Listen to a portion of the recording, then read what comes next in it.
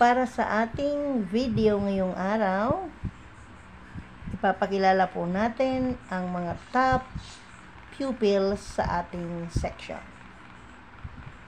For third quarter, top pupils in section B, in no particular order, atin po silang congratulate sa kanilang paghihirap na ginawa para sa quarter na ito. Thank you guys!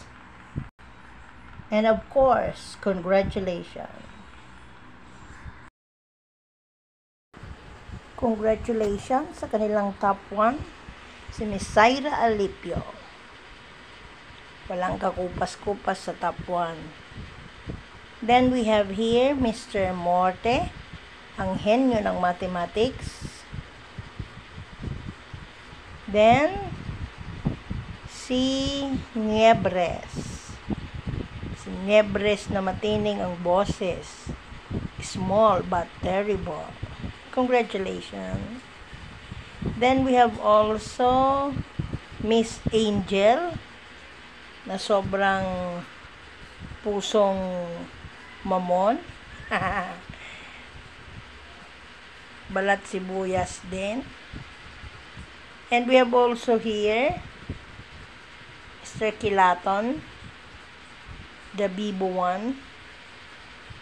And of course, ang ate natin, si Miss Margo, na laging nakabuntot sa akin. And we also have Miss Isem, si Hasley yan, na malakas tumawa kapag nagjo-joke ako.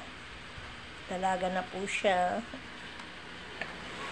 And also we have Aljade. Tahimik lang. Pero ngayon, bumabanat na din sa third quarter. And of course, ang ating Ate Kay, napakabait. Mahusay din siyang leader. Bumanat din ngayong third quarter.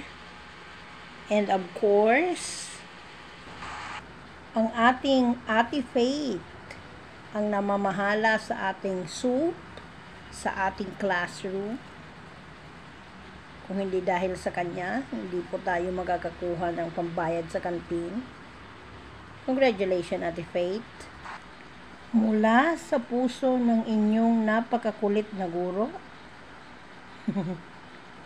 Congratulations sa inyong lahat.